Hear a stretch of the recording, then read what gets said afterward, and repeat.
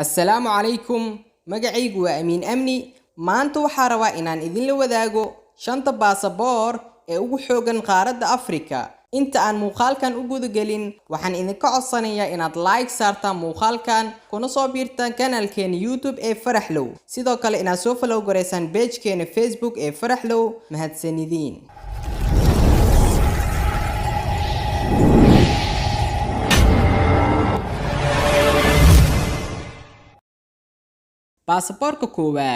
baasaboorka koowaad ee ugu xoogan qaaradda Afrika waa dalka Seychelles. Baasaboorka Seychelles waxaad fiisa la'aan ku tagi kartaa 80 dal halka 32 dal fiisaha lagugu siinayo airportka gudihiisa 86 dalna waxaa lagaaga baahan yahay fiiso. Tirada guud ee aad ku safri karto baasaboorka Seychelles waa 112 dal. Baasaboorka labaad ee ugu xoogan qaaradda Afrika waa dalka Mauritius.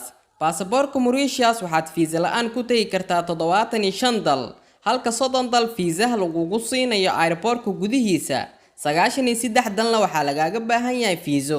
Tirada guud ee aad ku safri karto baasaboorka Mauritius waa 105 dal.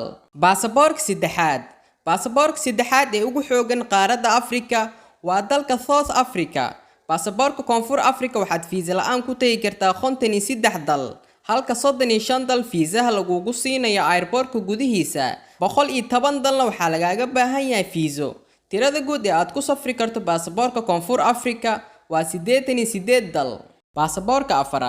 Baasaboorka afaraad ee ugu xoogan qaaradda Afrika waa dalka Botswana. baasaboorka Botswana waxaad fiisa la'aan ku tagi kartaa 40 dal halka 30 dal fiisaha lagugu siinayo airportka gudihiisa 128 dalna waxaa lagaaga baahan yahay fiiso. Tirada guud ee aad ku safri karto baasaboorka Botswana waa 70 dal. Baasaboorka shanaad ee ugu xoogan qaaradda Afrika waa dalka Lesotho iyo dalka Tunisia oo labadan dal ayaa soo galaya kaalinta shanaad. Balse aan ku horumarno dalka Lesotho. baasaboorka Lesotho waxaa fiisa la'aan ku tagi kartaa 37 dal halka 31 dal fiisaha lagugu siinayo airportka gudihiisa 130 dalna waxaa lagaaga baahan yahay fiiso. Tirada guud ee aad ku safri karto baasaboorka Lesotho waa 68 dal.